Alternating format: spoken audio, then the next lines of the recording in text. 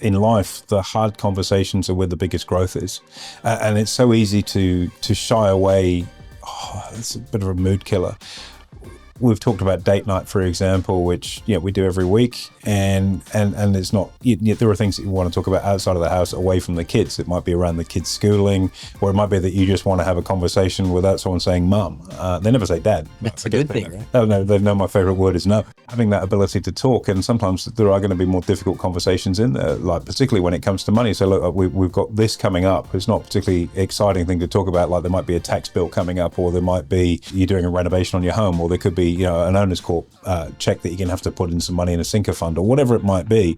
And you've got to say, look, we've got this coming up, and it might be that we've just got to be a little bit careful over the next couple of months to make sure that cash is there. That is an absolute mood killer in some instances. But at the end of the day, it also means you stay on track over the longer term. And so you shouldn't be frightened of having that harder conversation because Hey guys, welcome to this week's Money and Investing Show with me, your host, Andrew Baxter, and as always, my offsider and co-host, Mitchell Olarenshaw. Good to be here, Mr. B. Now, a bit of a shake-up to our normal episode today. Are you warm enough today? I am warm. It's pretty cold here on the coast, to be fair. What about yourself? Oh, mate, 10 degrees. I don't think that's that cold, is it? Oh, you got a bit more body hair than I do, so you're lucky. Now, we're going to be talking about money and relationships because we've had a lot of questions, a lot of inquiries on this. I think it's an important one for a lot of people starting off in their journey because if you're trying to get ahead, save, invest, and then you've not just got yourself to worry about, but now someone else and their vision and what they want to do, that's a pretty challenging scenario. Indeed it is. And I mean, it's a relationship killer on every metric if you don't get this right. And so it's worth spending a little bit of time thinking about, discussing, formulating your strategy. Sounds very calculating, but it's just really important because once you don't have to worry about it, life becomes a lot easier. That's right. And I think as it 1/3 of divorces end as a result. So 1/3 of divorces occur as a result of money stress. I don't doubt that for a moment. It probably could even be higher. Yeah. So, I mean, it's an important topic. Even at the beginning stages, if you're just moving in together or combining finances, that's where it all starts. So if we talk about what probably most people struggle with, common money conflicts, what's your mind springs? Spender versus saver. Oh, that's a good one. And values around money is a huge one. So get your partner to read this before you get together, especially the money stories on there. That'll get things ironed out. But I think, parking that for a moment, you have to understand who you're in a relationship with, and when this isn't dating advice, although I think we've both done plenty of that over the years. The whole idea of the courting or dating process is to find out about the person that you're with. Do you have enough in common where you can move forward, or do you have enough in common for right now? Which is as simple as an analogy as you could possibly have. And if your values are aligned, they're going to be different because, to an extent, I don't think opposites attract. You don't see a bikie and a nun getting together, so opposites don't attract. You've got to have something in common. But at the same time, it's unlikely, unless you're a total narcissist, that you're going to marry someone or be in a relationship with someone that's exactly the same as you. There are going to be differences, and that's the attraction thing. So the money side of things, spender or saver, and I guess that's the early part of your relationship as you're getting together. See how that person is around money. Yeah, well, let's. I mean, if you're happy to do so, let's talk about our own experiences, and then maybe we can draw it on because I'm assuming between the two of us, we could probably shed some light. So, spender or saver? I mean, I know what camp you sit in. You're a saver 101. Yeah. What about your partner? Emma, she's probably a spender. Okay. But I think I've got to back out of that rather than just put a label on there. I mean, when I met my wife, or my now wife, she was a partner in a law firm. She's very successful in her own right. She had her own property, and she was kicking goals on her own. So she's not someone that was sort of floating around and didn't have anything behind her. So she'd already, cynical as this may sound, it's got her head screwed on when it comes to money. But the flip side of that, she also enjoys spending it. And I don't blame her because she works really, really hard. She's a mother to our 6 children. She has to put up with me. You could add me into the mix, 7 kids. And she does. She enjoys spending. She will tell you that outright. And that's okay because I know that. And it doesn't mean to say it's a bad thing because we also have household budgets and things like that we work within too. So it's just, you have to be yourself. So for couples listening to this, one's a spender, one's a saver. What's your advice on navigating? Look, in my instance, make sure you earn a ton of money. I once had some advice off a friend of mine. He said, my life goal is to earn more money than my wife can spend. And I'm not suggesting that's the game plan, but I think as a provider, as I am, I have a family, I've got young kids to support, and my wife has sacrificed her career to be a full-time mum, and it's my responsibility to pick up my end of it and make sure I provide. And I am very good at budgeting and saving, and we do plenty of that as well. But I do make sure that as a household, my wife and I are working towards our goals, and that she's got the latitude to do things that mean things to her too. In terms of if she sees something she likes, go buy it. I trust her judgment, and she trusts mine. So I think, again, trust is a huge word to kind of use in there, but we're on the same page with what we're trying to do. We've got different mechanisms for doing that with the kids in terms of money values and things like that, but I think they're both just as important, because she very much makes sure our kids get to see colour, and maybe I get into the more granular stuff of building value and doing that, and that's just our personalities. But 1 + 1 is 3, hopefully, for our children. That's right. Strengths and weaknesses, right? We each bring something different to the table. And I'm notoriously bad at rewarding myself, as we've talked of previously. So there's a little insight into the Baxter household. But as I say, my wife was financially independent in her own right when we met. And so, I think when you come into something on a more equal footing, then it creates a good polarity in a relationship. If you've got a really dominant person in there, then there's an uneven footing before you even start, and that's not great for a relationship. Absolutely. I think, if you can identify yourself as a spender or a saver, or at least know which camp you kind of lean towards, that's step number one, is just that self-awareness. I think setting some expectations and boundaries. This is something I've had to learn, because for the first time in my life, I've had to live with someone else, which is now my partner. Well, you don't have to, but you get to. It's that's a privilege. Right. And having met your lovely partner, you should enjoy that privilege. Absolutely. But it brings a whole new set of challenges, right? Because it's not just one, it's now two. And I think just having expectations and boundaries without being the rule Nazi, so to speak, but some general standards that you kind of both abide by and can agree to. I absolutely agreed. And they're hard conversations to have, but in life, the hard conversations are where the biggest growth is. And it's so easy to shy away. Oh, that's a bit of a mood killer. We've talked about date night, for example, which we do every week, and it's not. There are things that you want to talk about outside of the house, away from the kids. It might be around the kids' schooling, or it might be that you just want to have a conversation without someone saying "mum." They never say "dad." That's a good thing, right? No, they know my favourite word is no. But having that ability to talk, and sometimes there are going to be more difficult conversations in there, like particularly when it comes to money. So look, we've got this coming up. It's not a particularly exciting thing to talk about. Like there might be a tax bill coming up, or there might be, you're doing a renovation on your home, or there could be, an owner's corp check that you're going to have to put in some money in a sinker fund, or whatever it might be. And you've got to say, look, we've got this coming up, and it might be that we've just got to be a little bit careful over the next couple of months to make sure that cash is there. That is an absolute mood killer. In some instances, but at the end of the day, it also means you stay on track over the longer term. And so you shouldn't be frightened of having that harder conversation, because if you don't, and this is why so many couples don't make it, because they can't talk things through and be on the same page. If you don't have the conversation and the other side go off and blow a pile of cash that you need for something else, think of the resentment that's building up inside, and that resentment eventually will pop and manifest in a big fight or worse. If you have the conversation, prickly as it may be at the time, it's sorted out. And it's better to get something sorted out than let it fester. Oh yeah, definitely. But it takes a lot of strength to do that. And this is a two-way process. It's not you saying to the other side, oh, we need to do this about money. It might be the other side saying, listen, we've got something really important coming up, and I'm going to need to increase the household budget. I'll give you a very simple example of this. So my father comes to stay with us for a reasonable chunk of time. He lives in the UK. He's 83, and he'll come for 3 months at Christmas, and I think he's here for another 3 months now, I'm pretty sure. And like, my father is the best saver on the planet. Talk about he wouldn't spend Christmas. He's as tight as a fish's bum.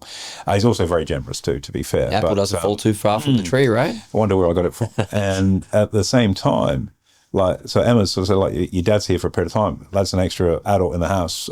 Need to just make sure we accommodate that in the household budget. Plus, we've got soccer rego for some of the children that we have that play soccer, which is a few, and then there's like dance fees, and then there's private swimming coaching over. So can you make sure there's some cash in the household account. It's done. It's a simple conversation rather than, but you have to be flexible. It's a two-way process. There's no one side that's got the whip hand on that. What else from your side? Yours is fresher than mine. Well, I think like a shared vision and a plan is really important. Like I think back to even a year ago for myself, it was my financial plan and everything was around me because I was, single, but just dating this girl and whatever. Now she lives with me and the plan is not mine, it's our plan. So I think my motivation shifted as they do for a lot of people when you hit that moment and then things start to change. And getting on the same page about what the 5-year plan or the 3-year plan looks like is really important because all of your decisions, or at least all of my decisions today, are always made for 3 years in advance. That's the rule I work on. So, okay, we want to be able to do this, have a house, and then potentially down the line have kids and whatever else.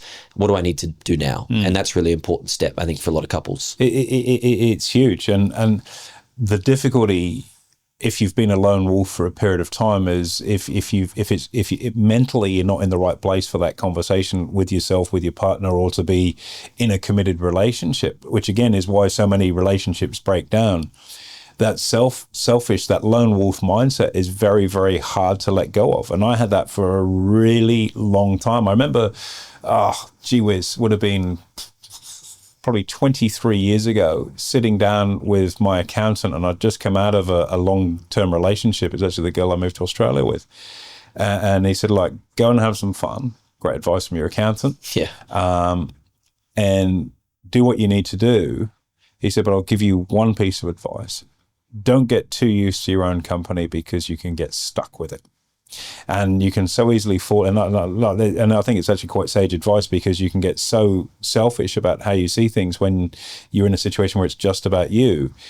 And someone taking away that selfishness, and I'm an only child as well, so I'm supposed to be selfish by definition, stereotype, I suppose. Right, yeah. And that is, the idea of relinquishing some of the control over where you are going. So instead of doing what you want to do when you want to do it because you can, there are other people involved with that. It's actually quite a challenge. And you've got to be mentally in a space where you're ready for that, whether it's financial or whether it's other aspects of life. It's a huge shift, and it's not a give up. And that's the key, I think, to unlocking that door of resistance. You're not giving up anything, because if you're in a relationship with someone, if they're the right person, it adds value to what you do. It doesn't take anything away. It's not a give up, it's an addition to. And it's really important to be able to look through that lens. Yeah. It took me a long time to work that out. Very halcyon period of bachelor days, like a decade of it. Wow. To work that Sounds fun. Sounds really fun. Was at the time. I look at it compared to what I have now, and it didn't add up to a hill of beans. Yet at the time, you think, how good's this? That's right. Horses for courses, right? Yeah. Different chapters. Different chapters of life, for sure. One thing I'd like to ask. So we talk about, I guess, risk appetite in the stock market. Now, if you've met a partner, chances are you've got especially if you're listening to this podcast, a common goal to build, save, invest, and take over the world financially, so to speak. There's different varying levels of aggression, risk, how much debt you want to take on. How do you navigate those tough waters? Again, it's a real challenge, and this is probably one of the biggest difficulties for people that have a self-managed super, if there's more than you as a member of it, in that what are the different risk profiles of the other members, because you've got to make sure that the asset mix reflects that. And it's so easy when it's just, we're all on red. If you're a super mega aggressive investor, that's what you're going to end up doing. But that may not suit the other members there. So it's that ability, in just the same way that you'd have a date night, is to actually sit down and have those conversations. And we've spoken to this fairly recently. Most males will say that they're more aggressive and I'm comfortable with risk until it comes to that key clutch time of being exposed to risk. Actually, no, maybe I'm not quite there after all. That sort of hyper masculinity, alpha male, stereotypical beat the chest starts to just sort of fall in on itself just a little bit. So I think having those honest conversations about risk is really important, and finding a blend that works for both of you. It's just like everything. Do you want to go for sushi? Do you want to go for a steak? What about Thai? That's just, no one's happy, no one's unhappy. It's in the middle, and that's sometimes the compromise that you have to make. And investing is just the same, where you might want to go, all right, let's go NASDAQ futures and gear up into it. And they're going, let's have the Aussie top 10 blue chip dividend portfolio. And again, like, you find the thing in between. Very nice. Good advice. So question for you. One of the main draw cards to being in a relationship when it comes to money is that you can combine finances. So rent, self-managed super, as you said, there's a myriad of different areas there. what are some of the major pros to combining finances? And then we'll get into the major disadvantages, which is where the risks sit. Look, I think economies of scale is one. Insofar as if you've got a bigger asset pool, then your cost of doing stuff comes down. So, again, it depends on where you're at in that relationship journey. If it's someone you met last Tuesday, you're not going to be opening a joint bank account and buying a property together. You need to be a little bit further down the line in terms of commitment for that, I suppose. But certainly, economies of scale are one thing. I do think also that it is important that you, within the ecosystem that you create, that you've got your own pool of stuff that you can do things with too. It should never be in a position where there's a permission requirement. Oh, I want to go and spend this. Is that okay? That's probably the most disempowering thing you can bring to a relationship. And I've seen this through clients. I've seen it through friends, where one party has stopped working, for example, to have a family or to start a business or something like that. And all of a sudden their income is turned off, and the other side is the person that's bringing the cash in because they're the one that's working. And they then have a need to ask for money to go and do stuff for themselves. Let's just say, you want to go and, want to get a massage, or you want to buy a piece of jewelry, whatever it might be. And having to ask is not how it should be. You've got to have that independence in there and not feel that, because if you feel beholden to someone, it kills your relationship anyway. So having that ability to have, okay, this is what we're doing, but here's a little bit of colour money both of us have. And if you want to go and do that, and I want to go to the footy or whatever it might be, there's no drama with it. That's what that's there for, without any sort of shame or resentment or guilt, which I think is hugely important. And this is one of the things that we see a lot with our cash on demand clients. I've seen this across multiple examples where, as a married couple, they've done this journey with us, and then particularly if the female in the relationship has taken time off for a family, they've continued to run the trading business to create their own independent income and to have that autonomy, which I think is hugely important. Even though you're talking about bringing your assets together, I think you still need to have that ability to have a little bit of colour on either side without having to have it ticked off. So here's a question for you then. Who contributes, and do you contribute equally depending on what you earn? So let's say you've got one party which earns $200,000 a year and the other party which earns $100,000. Combined household is $300,000. Is it a 66-33 split? Is it 50-50? I mean, and that's going to be different for everyone because there is no right answer to that. No. But how do you have that conversation? I can only imagine that would be brutal. That is a challenging conversation. And I think if you think about early days in a relationship and then moving through into a maturation within your relationship.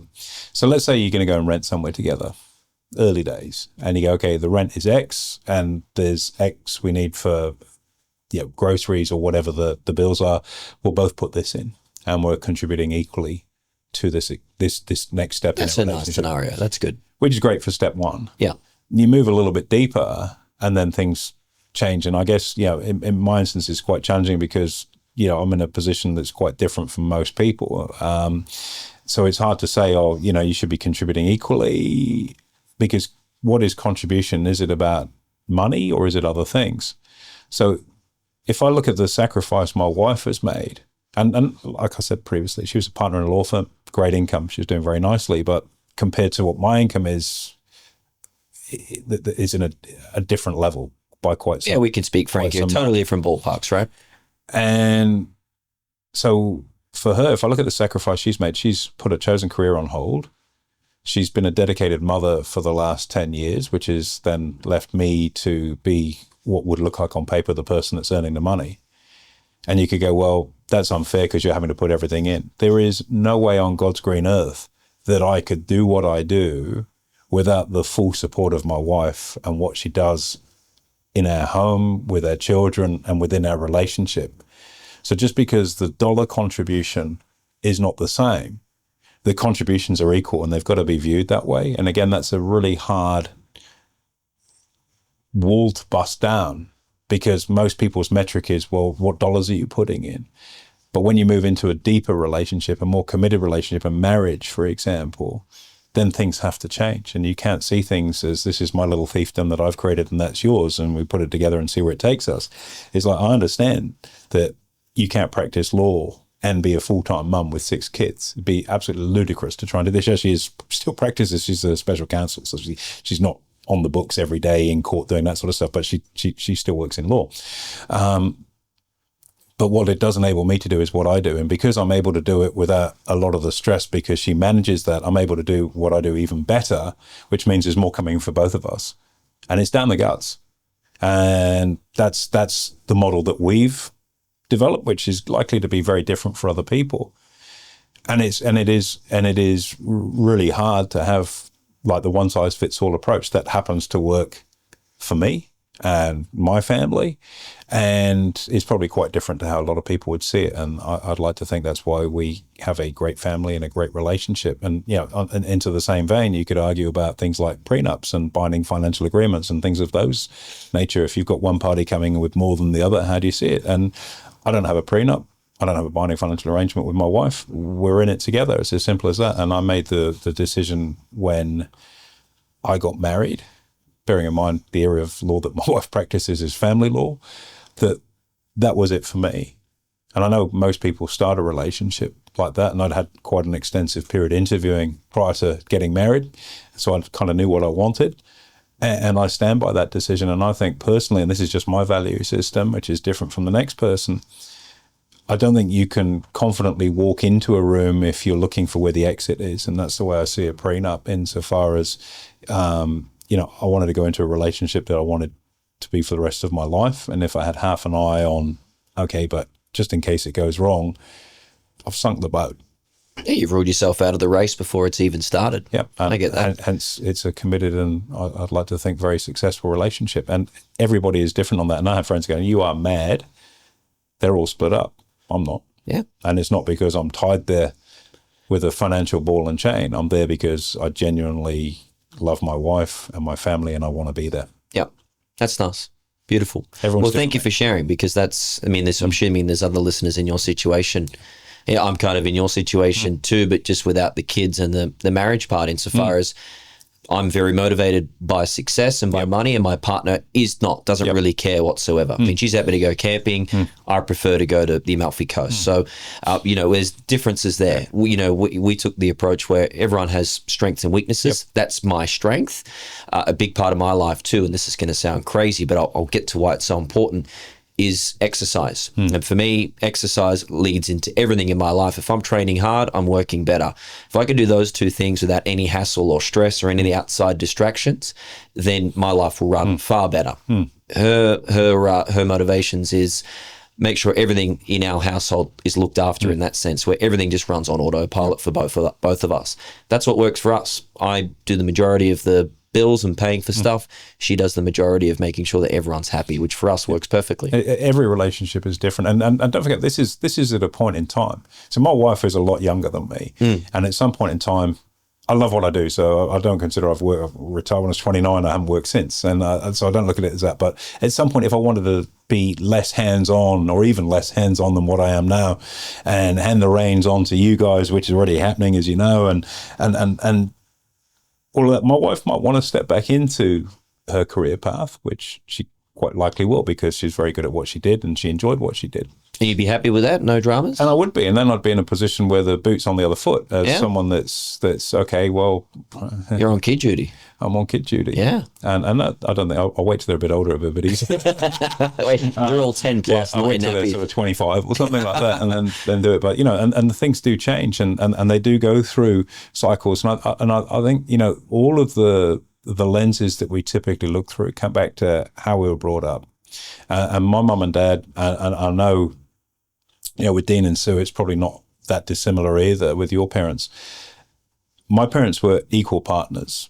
And so my father worked in a car factory. My mum was a cleaner when I was young, because that she looked after me, and when my dad was at work and doing all that. And then laterly, after I'd finished school, she qualified as a secretary, and she's a very diligent person, my mother, and ended up, just as she retired, she was the PA for the CEO of the biggest bank in the UK. So she had a really strong career in that pathway. After she, in her mind, completed... Actually, I don't think you ever stopped being a mum. That's not a fair thing to say, but as I didn't need her. Yep. And so I, left the nest, or whatever. Yeah. And so my dad would get home earlier. My dad's an alpha male to the extreme, but he would get home earlier than her. So he would be the one that cooked dinner. and never once squawked about, and they're from a different era, an older generation where the demarcation in the house was probably more gender-based. Never squawked about it once because they were a team and they just worked that way. Mum will cook at the weekends because she enjoyed cooking too, but he'd do most of the stuff through the week. And then sometimes he'd be tidying up the house or cleaning. If Mum was working later, he'd say, I'll just get the vacuuming done or whatever, and I'd give my hand and got two blokes vacuuming around, and Mum came home and that was it. And so if you work as a team, you pick up the slack for the other person if they're not able to do something for a period of time. I've had times when I've been majorly busy and Emma's had to step in and do a little bit more of the stuff in my lane, particularly on the farm, for example, and vice versa. When particularly, with kids, there's always an incessant demand on your time. But I think back to one particular time earlier in our relationship, she had a really big trial on up in Brisbane, and we're up there for about 10 days. So we said, I'll come up and I'll just operate from up there. So I'm here to support you and so on and so forth. And so things do ebb and flow. So just because it's like this today doesn't mean to say. And if you're in a relationship with someone and you can talk and communicate and be largely on the same page values-wise, the granular detail about where money goes falls into play. But you've got to be not frightened of having that conversation. Totally. Just like any good relationship, you cannot. It turned out to be relationship advice after all. You cannot be frightened of having the hard conversations, because a hard conversation today that's had is fixed, but a hard conversation that you sweep under the carpet just boils up in a form of resentment that eventually explodes, and that usually is carnage and potentially the end of your relationship. 100%. It doesn't have to be that way. Yep. In my parting message, it's just have a plan and have some expectations. And I know that sounds crazy because relationships aren't supposed to be planned and expectations. Money very much so, at least for me, is. So I try and marry the two together and say shared interest, common goal, what's the plan to get there? What's each person's part within that? And if you can do that and have that frank conversation, as you say, it's not easy, but once you start the momentum, I think you both all of a sudden have this common goal that you're now working towards, and you can see it in the future. It's like, wow, in 3 years' time we can have that. All of a sudden now everyone's invested in the same thing and everyone wants to play, which is really cool. It's so true. Very few things in life that are worth having happen by accident.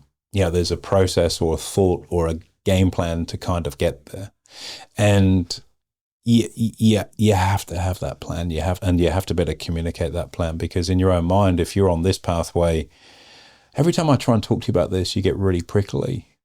And instead, if you said like, look, this is what my plan is, these are what my goals are. So when you ask me about it, you now know what the plan looks like. And the questions are very, very different. And the involvement is very different, because people are part of what you're trying to achieve as opposed to being closed out. And more than anything, I think as a bloke, and I can only speak to my life experience, not the next person, that notion of moving from a lone wolf to being in a relationship, to a committed relationship, to a family relationship, you have to be inclusive of people on that journey. And that starts by being able to talk and explain what's important to you. For example, fitness. And if you're able to train, I'll be happy. If I don't go to the gym, I'm a bit cranky. Okay, well, it's good that you go to the gym, and that allowance is then made, that time is carved aside, because the offside of it is that you're an easier person to be around, because you're not sat there going, I should be training. In just the same way with like a plan, if you've got an investment strategy in place, why is it, let's take one of our clients, Jason, who were down in Melbourne the other day. Why do you always get up at 6 o'clock on a Saturday morning? Well, that's the hour I do my trades. Okay, that makes sense. As opposed to, where were you? How come you went in bed this morning? I was doing stuff. What were you, have you got someone on Tinder that you're talking to, or whatever could be going on in your life then? And instead, because you've been inclusive and said, that's the hour I do my work for the week as far as trading is concerned. Oh, cool. What did you do? Oh, I sold some options on the NASDAQ. Awesome. Okay, that sounds pretty cool. And I'll let you know when the trade's finished. How did that trade go last week? Oh, it was great. I made this much money. And all of a sudden, it's not this mystery. It's inclusive, and when people are included, they will come along on the journey with you. If they're not, they'll dig in. Yep. Two heads are better than one. If you can get on the same page, plan it out, and have a chat, then you'll make things a lot easier. Look, you don't have to always agree with someone. You've just got to be on the same page. You're not always going to agree. You're going to have different views on things, different ideologies, thought patterns, and even goals. But if you're still on the same page that, okay, I know you want to do that and I want to do this, but collectively it's still going to get us where we want to go, well, that's all cool, and we can do it together. And here endeth the lesson. If you need to file for a divorce because you can't have this, click the link below. No, in all seriousness, this is such a pivotal thing, and I've talked to it previously. I know my dad mentioned it when we had him on the podcast years ago now. You know, if you can be in a healthy relationship, the biggest destructor of wealth is divorce. So if you can get yourself into a relationship with someone that you can have a future with, and you can invest in that relationship, in each other, to grow together towards a common purpose, you know, you'll always stay married, which means you're not cutting the pot in half or into a third and 2/3 or whatever it might look. And so from a wealth stability, staying married if you're in a relationship is the best thing, but that only happens if you invest in that marriage, not just in the stock market, in that marriage. And that starts with things like communication, trust, involvement, all of those things, working out what's important to the other person and making sure it happens. And, you know, they would be things that are so off topic from what we were originally going to talk about, yet are the actual key clutch things that are about what success with money and relationships are when they overlap. That's right. This is real. These are real people, real stories, real experiences. So thank you very much for sharing. My pleasure. Anytime. And likewise. Thank you. Appreciate it. There you have it, guys. Make sure you like, comment, subscribe. Most importantly, hit the notification button, and we'll look forward to speaking with you next week.